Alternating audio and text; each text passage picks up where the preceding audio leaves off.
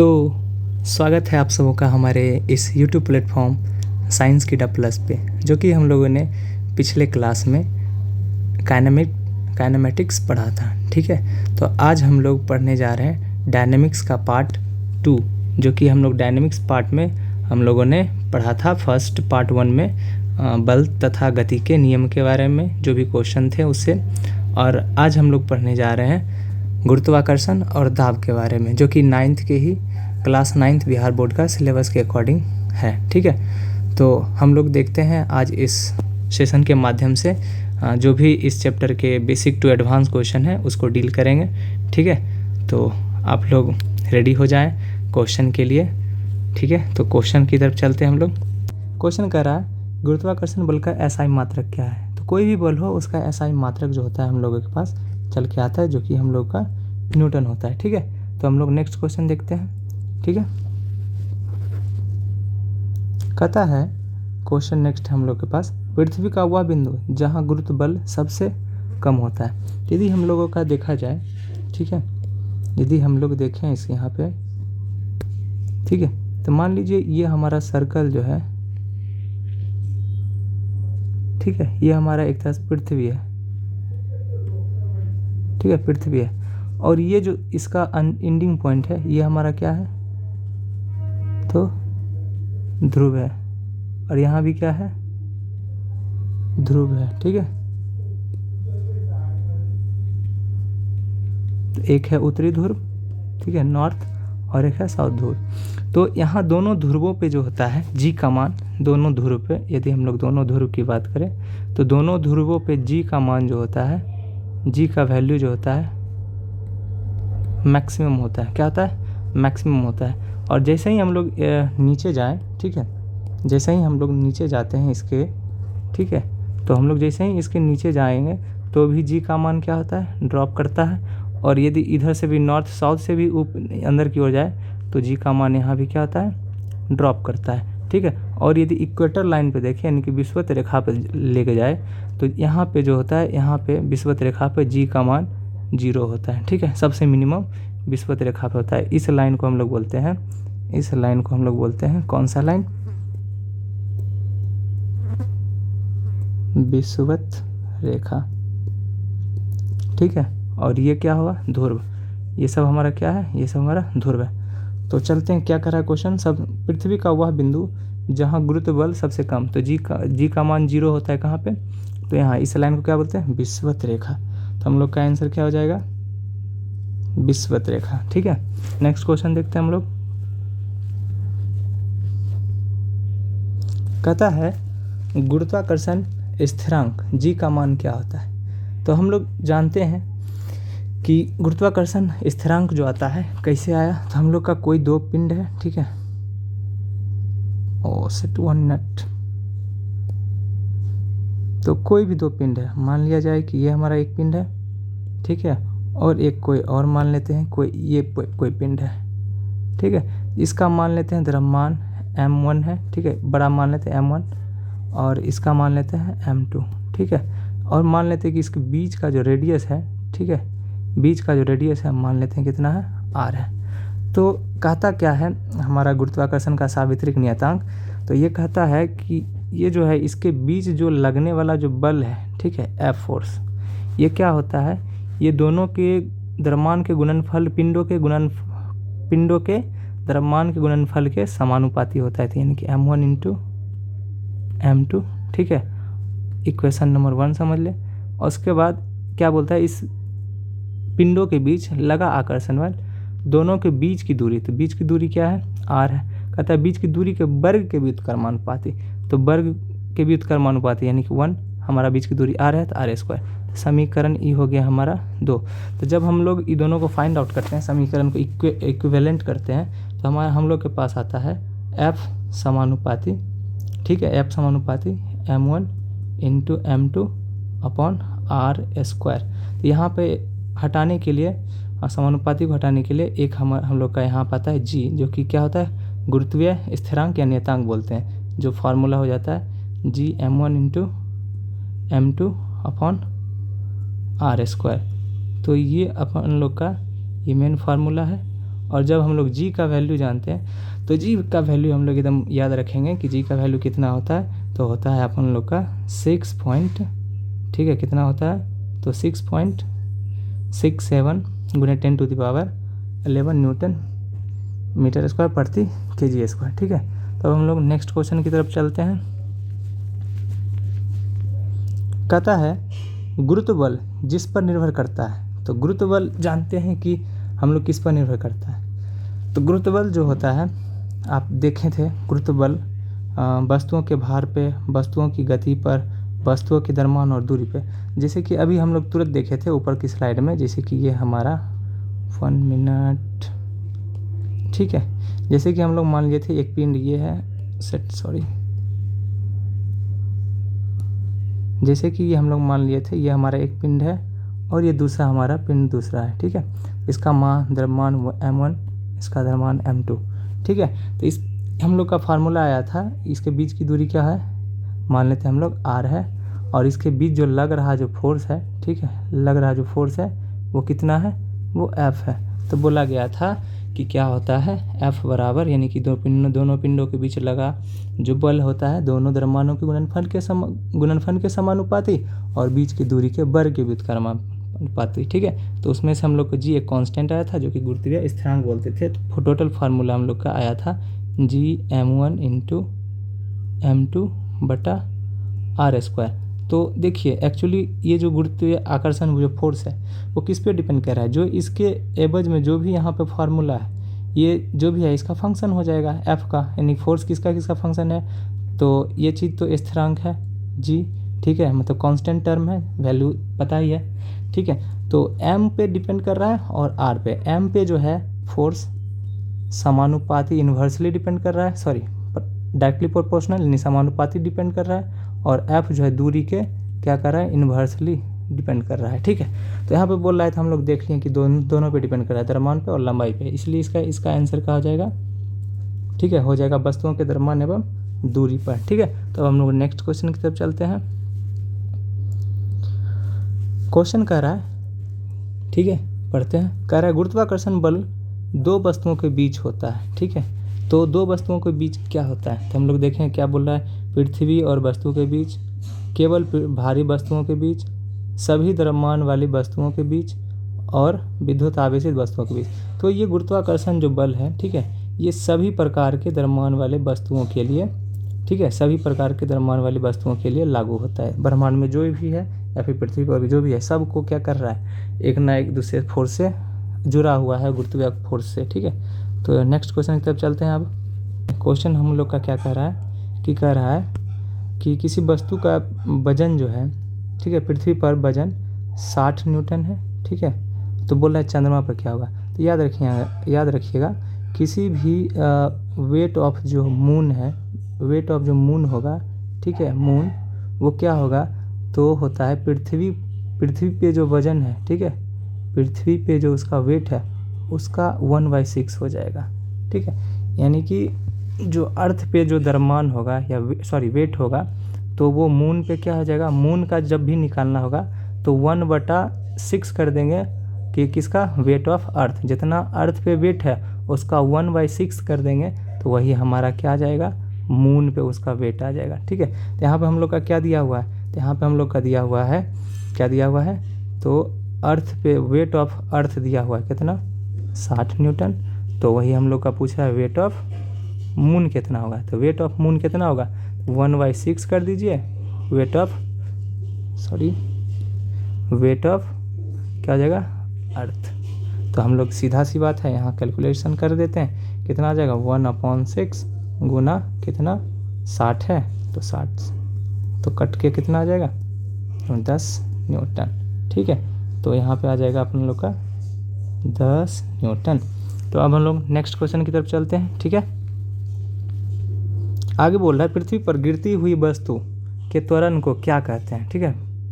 तो हम लोग जानते हैं पृथ्वी की तरफ जब भी देखिए एक सरल रेखा पथ पर जब भी त्वरण उत्पन्न होता है, वेग में परिवर्तन, उसको सिंपली त्वरण बोलते हैं। जब वही चीज़, ठीक है, जब वही चीज़ जो है हम लोग क्या बोलते हैं, जब कोई वही चीज़ जो है, कोई वस्तु जो है ड्रॉप नीचे करते हुए आता है, ठीक है, मान लीजिए यहाँ कोई वस्तु है तो ड्रॉप नीचे करते हुए आ रहा है, ठीक है। तो उस कंडीशन में क्या हो जाता है, यहाँ पे जो त्वरण उत्पन्न हो रहा है, चूँकि गुरुत्वाकर्षण बल लगा रहा है, ठीक है, पृथ्वी अपनी तरफ, तो इसके कारण यहाँ पर जो त्वरण उत्पन्न होता है उसको बोलते हैं गुरुत्वीय त्वरण बोलते हैं, ठीक है।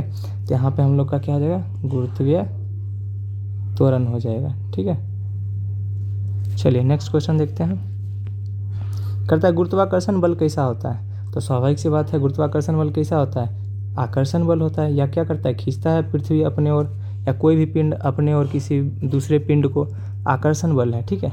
विकर्षण बल तो नहीं है, ठीक है, विकर्षण बल नहीं है, चुंबकीय बल नहीं है, विद्युतीय बल नहीं है, ठीक है। तो नेक्स्ट क्वेश्चन देखते हैं हम लोग। नेक्स्ट क्वेश्चन क्या कहता है न्यूटन के गुरुत्वाकर्षण नियम के अनुसार बल क्या होता है। तो अपना लोग जानते हैं कि बल क्या होता है न्यूटन के गुरुत्वाकर्षण नियतांक के नियम के अनुसार। तो एफ जो है समानुपाती होता है द्रव्यमान के गुणनफल के, और दूसरा जो होता है एफ होता है दूरी के वर्ग के व्युत्क्रमानुपाती होता है दो पिंडों के बीच के, ठीक है। तो यहाँ पे क्या देख रहे हैं, देख लेते हैं। दूरी के वर्ग के अनुपाती नहीं, व्युत्क्रमानुपाती होता है। दूरी के वर्ग के व्युत्क्रमानुपाती, चलिए ये चीज़ सही है, ठीक है। तो यहाँ पे जो है क्या होगा, यहाँ पे ये नहीं होगा, तो होगा कौन, तो दूरी के वर्ग के व्युत्क्रमानुपाती है, सही बात है। दूरी जो है वर्ग के व्युत्क्रमानुपाती है, तो हम लोग का आंसर क्या हो जाएगा, डेट इज़ ये द्रव्यमान पे तो ये निर्भर कर रहा है, लेकिन द्रव्यमान के वर्ग के बराबर ऐसा तो है नहीं फार्मूला में, ठीक है, और किसी पर निर्भर नहीं कर रहा है, तो ये चीज़ तो गलत है। चलिए नेक्स्ट क्वेश्चन देखते हैं। द्रव्यमान एक वस्तु का द्रव्यमान चंद्रमा पर, तो पता है किसी भी वस्तु का चंद्रमा पर जो है क्या आता है, एक वस्तु का द्रव्यमान, एक चीज़ याद रखिएगा, द्रव्यमान यानी कि मास। तो मास क्या होता है, किसी भी वस्तु में उपस्थित उसकी मात्रा को क्या बोलते हैं, द्रव्यमान बोलते हैं। चाहे आज हमारा फ़ोन है, तो फ़ोन जिस चीज़ से बना होता है उसकी मात्रा को उसका द्रव्यमान बोलते हैं, ठीक है। तो द्रव्यमान जो होता है ना, ये हमेशा कांस्टेंट रहता है, दुनिया के कोई भी, ठीक है, कोना में लेकर चल जाइए, इसका द्रव्यमान क्या होता है, कांस्टेंट रहता है, दैट मीन नियत रहता है। लेकिन भार जो होता है बदलता है। एक चीज़ हमेशा याद रखिए, द्रव्यमान हमेशा क्या रहता है, दुनिया के कोई भी कोना में लेकर चल जाइए, इसका नियत रहता है, स्थिर रहता है, कभी नहीं मतलब बढ़ता है ना घटता है, ये स्थिर रहता है। तो इसलिए यहाँ पे क्या होगा, द्रव्यमान के टर्म में पूछा है, तो द्रव्यमान क्या होगा, समान रहता है, ठीक है। तो नेक्स्ट क्वेश्चन हम लोग देखते हैं। कहता है दाब का ऐसा ही मात्रक है। तो दाब का ऐसा ही मात्रक जानते हैं, दाब बराबर क्या होता है, दाब बराबर होता है बल बटा क्षेत्रफल। तो बल का होता है न्यूटन और क्षेत्रफल का होता है मीटर स्क्वायर। इसी को हम लोग बोल देते हैं एक, ठीक है, इसी को हम लोग बोल देते हैं एक पास्कल, ठीक है, कोई दिक्कत नहीं है। और 10 टू द पावर यदि यही चीज़ 5 पास्कल है, ठीक है, तो इसी को बोलते हैं 1 बार, ठीक है। चलिए नेक्स्ट क्वेश्चन हम लोग देखते हैं, इसका क्या आंसर होगा, तो पास्कल होगा, ठीक है। तो नेक्स्ट क्वेश्चन देखते हैं हम लोग। कहता है दाब है, तो दाब बराबर क्या है, जान ही रहे हैं, बल बटा क्षेत्रफल, ठीक है। चलिए, और दाब एक कैसा राशि है, तो दाब एक जो है, दाब एक कैसा राशि, अदिश राशि है, ठीक है। तो नेक्स्ट क्वेश्चन हम लोग देखते हैं। कहता है किसे अधिक दाब कहते हैं, ठीक है, किसे जो है अधिक दाब कहते हैं। हम लोग जानते हैं कि अधिक दाब बराबर क्या होता है, प्रेशर अपॉन होता है बल यानी कि फोर्स अपॉन एरिया। तो हम लोग बोलता है कि दाब अधिक कब होगा, ठीक है, दाब अधिक कब हो सकता है, दाब हमारा जब बल अधिक हो या फिर क्षेत्रफल क्या हो, कम हो, क्योंकि क्षेत्रफल के व्युत्क्रमानुपाती होता है, ये कमेगा तो दाब बढ़ जाएगा, ठीक है, और बल बढ़ेगा तो इसके समानुपाती है, तो दाब उसके समानुपाती है, तो बल बढ़ेगा तो दाब भी बढ़ेगा। तो चलिए क्वेश्चन हम लोग देखते हैं। कहता क्या है, अधिक बल और कम क्षेत्रफल। स्वाभाविक सही बात है, अधिक बल होना चाहिए, कम क्षेत्रफल होना चाहिए, ठीक है। तो यही हम लोग का राइट आंसर है। बाकी हम लोग देखते हैं कम बल और अधिक क्षेत्रफल। तो कम बल, तो ये समानुपाती है, तो कम बल करेंगे तो स्वाभाविक सी बात है ये दिक्कत हो जाएगा, तो ये चीज़ नहीं होगा। तो आंसर हम लोग का फर्स्ट नंबर होगा। तो आगे क्वेश्चन बोल रहा है द्रवों में दाब किस दिशा में कार्य करता है। तो द्रवों में दाब जो है किस दिशा में कार्य करता है, ठीक है। तो द्रवों में दाब किस दिशा में कार्य करता है, तो हम लोग हमेशा देखेंगे। तो द्रवों में दाब, मान लीजिए कोई वस्तु, आज ऐसा कोई हमारा कंटेनर है, ठीक है, तो इसमें हम लोग का पानी भरा हुआ है, ठीक है, और इसमें कोई चीज़ जो है, कोई भी, ठीक है, कोई बॉल जो है डूबा हुआ है, ठीक है। बॉल जो है क्या है, इसमें डूबा हुआ है। तो यहाँ जो बोल रहा है किस दिशा में कार्य करता है, तो हाइड्रोस्टैटिक प्रेशर का क्या कहता है कि यहाँ जो दाब जो होता है, बल जो दाब जो होता है सबो दिशा में होता है। ठीक है, होता है क्या होता है, सबो दिशा में लगता है, हर एक डायरेक्शन में होता है, और सब का मैग्नीट्यूड परिणाम जो होता है क्या होता है, यही हाइड्रोस्टैटिक फोर्स होता है। ठीक है, द्रव स्थितिकी के नियम के अनुसार। तो यहाँ क्या होगा आंसर, सभी दिशाओं में। ठीक है, तो अब हम लोग नेक्स्ट क्वेश्चन की तरफ चलते हैं। ठीक है,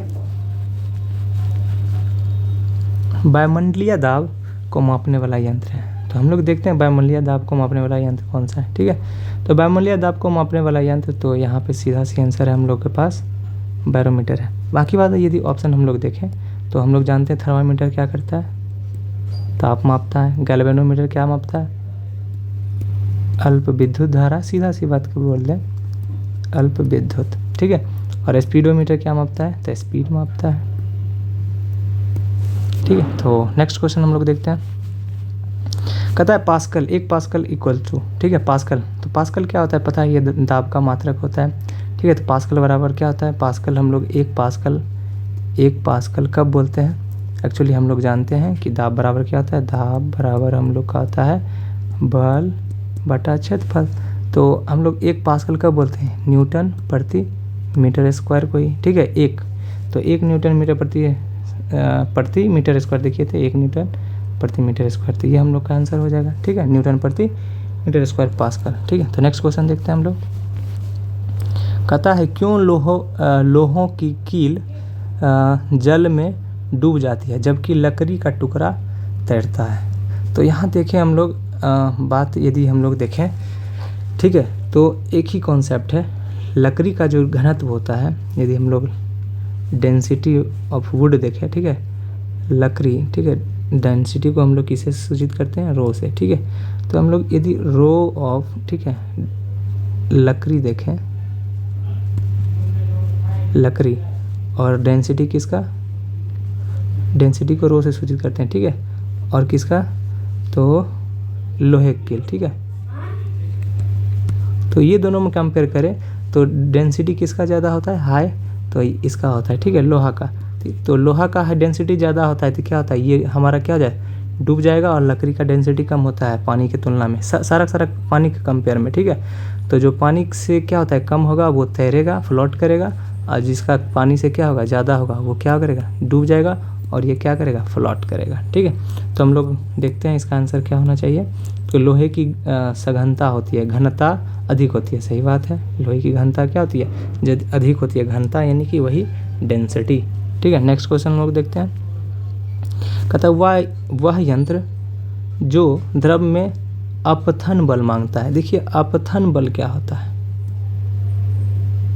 ठीक है, अपथन बल के बारे में जानते हैं कि अपथन बल क्या होता है। कुछ नहीं, एक उत्प्लावक बल है। मान लीजिए ये कोई बॉडी है, कंटेनर है, ठीक है, इसमें हम लोग का पानी भरा हुआ है। ठीक है, पानी भरा हुआ है, तो यहाँ पे कोई बॉडी जो है यहाँ पे, ठीक है, मान लीजिए यही अपना लोग का बॉडी, इसमें सबमर्ज है। तो क्या होता है कि इसका जो वस्तु का जो वेट होता है, ठीक है, वेट होता है हमेशा क्या होता है, नीचे की ओर एक्ट करता है। तो इसके एवज में क्या होता है कि यहाँ से हमारा पानी डिस्प्लेस करता है। ठीक है, जो कि आर्किमिडीज का सिद्धांत कहता है कि जितना जो है वस्तु का जो भार होता है, ठीक है, जो आभासी कमी आया भार में, वो किसके बराबर होता है, तो जितना वाटर यहाँ से डिस्प्लेस हुआ है उसका भार के बराबर के। ठीक है, तो आर्किमिडीज का सिद्धांत वो कहता है। तो यहाँ पे हम लोग क्या बोल रहे हैं, अपथन बल क्या होता है, तो स्वाभाविक सी बात है, देखिए यहाँ पे क्या होता है अपथन बल, जैसे कि ये क्या हुआ, ये डाउनवर्ड आ रहा था, तो इसका वेट, तो इसी के अगेंस्ट में हमारा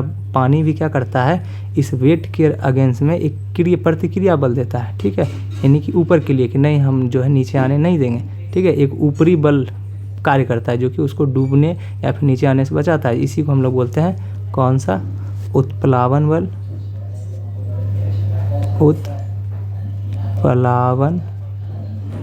उत्प्लावन बल या वही अपथन बल। ठीक है, तो हम लोग देखते हैं क्वेश्चन क्या बोला था वह यंत्र जो क्या करता है, अपथन बल को मापता है। तो यहाँ पे जो है स्प्रिंग बैरोमीटर जान ही रहे हैं क्या मापता है, वायुमंडलीय दाब। हाइड्रोमीटर मापता है हम लोग का क्या, हाइड्रोमीटर मापता है अपतन बल को, क्या कि हाइड्रो के अंदर यानी कि फ्लूइड के अंदर ये सब चीज़ हो रहा है, तो हाइड्रोमीटर। चलिए नेक्स्ट क्वेश्चन देखते हैं अपना लोग। नेक्स्ट क्वेश्चन कह रहा है, ठीक है, तो कहता है पानी का दाब गहराई के साथ क्या होता है। कोई भी वस्तु है, ठीक है, मान लीजिए ये आज ये है, ठीक है, ठीक है, तो कोई भी वस्तु में यदि आज पानी में डूबा हुआ है, मान लीजिए कोई वस्तु है, ठीक है, तो पानी में कोई वस्तु मान लीजिए डूबा हुआ है, ये वस्तु हम अपन लोग का, ठीक है, तो यहाँ से कोई सर्टेन डेप्थ पे क्या होता है, यदि फ्री लेवल से देखें तो यहाँ कोई कितना हाइट h होगा, नीचे डूबा हुआ है, और इसका डेंसिटी क्या होगा, मान लीजिए ड्रो, ठीक है, वस्तु का कुछ क्या होगा, द्रव्यमान होगा, वस्तु का कुछ क्या होगा, द्रव्यमान होगा, और इस पानी जो है इसका कुछ डेंसिटी होगा। तो हम लोग बोलता है कि कोई भी वस्तु यदि पानी में सबमर्ज है तो उस पर उस वस्तु पे कितना दाब लग रहा है, ठीक है, या फिर किस पे डिपेंड करता है। तो हम लोग जानते हैं प्रेशर बराबर होता है, एक फार्मूला याद रखिएगा, ये होता है पानी का जिसमें डुबाया गया उसका घनत्व, ठीक है, और गुरुत्वीय त्वरण कितना लग रहा है, और h क्या है, तो रो जी एच, ये तीन चीज़ प्रेशर बराबर होता है जब भी कोई सबमर्ज होता है बॉडी या फिर पानी का, ठीक है, द्रव के लिए, तो रो जी एच हम लोग लगाते। कहता है कि पानी का द्रव दाब गहराई के साथ क्या होता है, तो देख रहे हैं कि हम लोग जितना गहराई जाते जाएंगे यानी कि हाइट बढ़ते जाएगा, ठीक है, तो हम लोग देख रहे हैं, क्या देख रहे हैं कि हमारा प्रेशर जो है, ठीक है, हाइट के प्रोपोर्शनल है। यदि हम लोग प्रेशर जो है किसके प्रोपोर्शनल है, तो देखिए रो भी कांस्टेंट होता है और जी भी कांस्टेंट होता है। कोई भी वस्तु का जो घनत्व होगा वो तो कांस्टेंट रहेगा, चाहे कहीं भी लेके जाइए, ठीक है। गुरुत्वीय त्वरण भी कांस्टेंट होता है, कि हम लोग पृथ्वी की बात करें तो, ठीक है, ध्रुव पे या फिर विषुवत रेखा पे, ठीक है, तो कांस्टेंट टर्म है। लेकिन मेन चीज़ है हाइट। यहाँ हाइट क्या है, हाइट के हमारा क्या है, डायरेक्टली सीधा अनुपाती है। यदि जैसे जैसे हाइट बढ़ेगा यानी कि डेप्थ बढ़ेगा तो प्रेशर भी बढ़ेगा। तो बोला गहराई के साथ क्या होता है, पानी दाब जो है, पानी का दाब गहराई के साथ क्या होगा, बढ़ेगा। स्वाभाविक सी बात है, क्या करेगा, बढ़ेगा, ठीक है। तो नेक्स्ट क्वेश्चन हम लोग देखते हैं। कहता है दाब, ठीक है, कहता है दाब किस पर निर्भर करता है। तो स्वाभाविक सी बात है, दाब किस पर निर्भर करता है, दाब बराबर हम लोग जानते हैं बल बटा क्षेत्रफल। तो दाब बराबर बल बटा क्षेत्रफल होता है। दाब देखिए दो चीज़ पर निर्भर कर रहा है, बल पे भी और क्षेत्रफल पे भी। क्षेत्रफल पे उल्टा संबंध में और बल पे सीधा संबंध में। सीधा उल्टा कैसे समझते हैं, देख लीजिए, सीधा ऊपर ऊपर है तो सीधा समानुपाती, और इसका देखें ऊपर है और क्षेत्रफल नीचे है तो ये कैसा व्युत्क्रमानुपातिक संबंध में। कहता है किस किस पर निर्भर करता है दाब, ठीक है, तो क्या कर रहा है, क्षेत्रफल पे कर रहा है, बल पे भी कर रहा है, तो हम लोग का आंसर क्या होगा, दोनों पे कर रहा है, ठीक है। तो नेक्स्ट क्वेश्चन हम लोग देखते हैं, ठीक है। तो बोलता है, क्वेश्चन बोलता है गुरुत्वीय त्वरण का मान पृथ्वी पर है। तो गुरुत्वीय त्वरण का पृथ्वी पर मान कहते हैं 9.8, ठीक है, 9.8 मीटर स्क्वायर है। 9.8 क्या है, 9.8 मीटर स्क्वायर है। यदि औसतन हम लोग कैलकुलेशन के लिए देखें तो 10 मीटर प्रति सेकंड स्क्वायर लेते हैं, ठीक है। यदि नहीं दिया हुआ है तो कैलकुलेशन आसान करने के लिए 10 मीटर प्रति सेकंड स्क्वायर लेते हैं, नहीं तो डाटा दिया हुआ रहता है गुरुत्वीय त्वरण का, ठीक है। तो गुरुत्वीय त्वरण का मान जाने, ध्रुव पे मैक्सिमम होता है, विषुवत रेखा पे 0 होता है, ठीक है। चलिए नेक्स्ट क्वेश्चन देखते हैं। कहता है नेक्स्ट क्वेश्चन हम लोगों का क्या कह रहा है, तो कहता है बच्चे एक एरी में अधिक दाब क्यों लगाते हैं। कहता है कि एरी में अधिक बल क्यों लगाता है। देखिए बच्चा का जब भी हम लोग देखें तो बच्चे लोग का जो है एरी होता है, ठीक है, बच्चे लोग का जो एरी होता है उसका क्षेत्रफल क्या होता है, क्षेत्रफल बच्चा का जो एरी यदि मान लीजिए, ठीक है, यदि हम लोग का पंजा ये सब समझ लीजिए, तो एरी क्या होता है, मिनिमम एरिया होता है, ठीक है। तो एक चीज़ जानते हैं, दाब बराबर क्या होता है, यदि इसको हम लोग देखें तो दाब बराबर क्या होता है, प्रेशर बराबर बल अपॉन एरिया। तो एरिया यहाँ कम रहा है, तो देखिए दाब के साथ कैसा संबंध है, व्युत्क्रमानुपाती, तो प्रेशर क्या हो जाएगा, बढ़ जाएगा, प्रेशर क्या होगा, बढ़ जाएगा। तो इसीलिए यहाँ पे हम लोग क्या बोलते हैं, एरिया जो है बच्चा को जो है एरिया क्या होता है, कम होता है, इसलिए यहाँ पे क्या होता है, दाब ज़्यादा होता है। तो क्वेश्चन देखते हैं, एरिया का क्षेत्रफल कम होता है, एरी का क्षेत्रफल कम होता है, सही बात है, एरी का क्षेत्रफल कम होता है बच्चे लोग का, जिसके कारण ये उल्टा समानुपाती, उल्टा होने के कारण, उल्टा संबंध होने के कारण, ठीक है, तो प्रेशर ज़्यादा हो जाता है। चलिए नेक्स्ट क्वेश्चन देखते हैं। दाब का मापन यंत्र है, दाब मापन यंत्र क्या है, दाब को हम लोग किसी मापते हैं, बैरोमीटर। 2 बार क्वेश्चन आ गया, ठीक है। चलिए नेक्स्ट क्वेश्चन देखते हैं, ठीक है। नेक्स्ट क्वेश्चन देखते हैं। अगर बल 2 गुना किया जाए, ठीक है, क्षेत्रफल को आधा, तो बोल रहा है कि बल यानी कि फोर्स को क्या किया गया, फोर्स को जो है 2 गुना कर दिया गया और क्षेत्रफल को क्या कर दिया गया, आधा कर दिया जाए, तो दाब क्या होगा। तो दाब बराबर क्या होता है, प्रेशर अपॉन एरिया। दाब बराबर क्या होता है, जानते हैं दाब बराबर क्या होता है, यदि हम लोग इधर कैलकुलेशन करें, दाब बराबर क्या होता है, प्रेशर बराबर, ठीक है, बल बटा क्षेत्रफल, बल बटा क्षेत्रफल। तो बल को क्या कर दिया गया 2F, ठीक है, और एरिया को क्या कर दिया, हाफ कर दिया गया है, ठीक है। तो यहाँ से हम लोग यदि सीधा करेंगे तो हमारा 2 से 2 कैंसिल आउट हो जाएगा, ठीक है। सॉरी, ठीक है। तो यहाँ पे क्या करेंगे, जैसे ही सीधा करेंगे तो क्या होगा, ए ऊपर चला जाएगा तो ये हो जाएगा 2, ठीक है, 2F इंटू 2 अपॉन कितना हो जाएगा, एरिया, ठीक है। तो हमारा 4, ठीक है। तो टोटल देखें क्या हो जाएगा, 4F अपॉन ए। तो इतना वैल्यू हमारा F अपॉन ए क्या है, हमारा इतना हमारा क्या है, दाब है। लेकिन क्या हो गया, ऐसा जब किया गया तो क्या हो गया, 4 मल्टीप्लाई हो गया, तो इसलिए हम लोग आंसर क्या होगा, 4 गुना, ठीक है। तो नेक्स्ट क्वेश्चन देखते हैं हम लोग। कहता है गैस में दाब उत्पन्न होता है। तो गैस में दाब कैसे उत्पन्न होता है, कणों के टकराव, कॉलिजन होता है, ठीक है, कॉलिजन के कारण होता है, ठीक है। गैस में दाब कणों के कॉलिजन के कारण होता है, टकराहट के कारण होता है। चलिए नेक्स्ट क्वेश्चन है। चाकू की धार तीव्र होती है ताकि, ठीक है, ताकि क्या होता है, अधिक दाब लगा सके। धार क्या होता है, तीव्र होता है, यानी पतला होता है। तो क्षेत्रफल जैसे ही क्या होगा, क्षेत्रफल जैसे ही, एक मिनट, ठीक है, क्षेत्रफल क्या होगा, जैसे ही कम होगा तो हमारा प्रेशर क्या हो जाएगा, बढ़ जाएगा, तो इसलिए क्या होगा, कट जाएगा। तो दाब अधिक के लिए, ठीक है, अधिक दाब लगाने के लिए। चलिए आगे देखते हैं क्वेश्चन।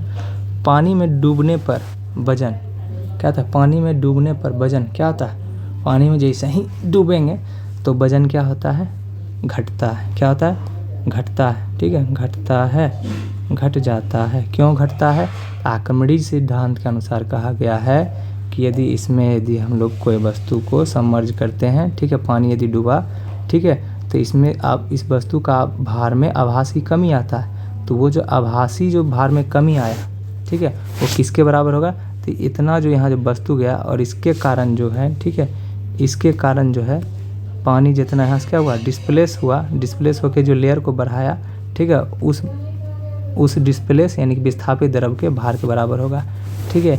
यानी कि भार में जो कमी आया, ठीक है, वो किसके बराबर होगा, तो जो विस्थापित किया पानी, उस विस्थापित द्रव के भार के बराबर, ठीक है।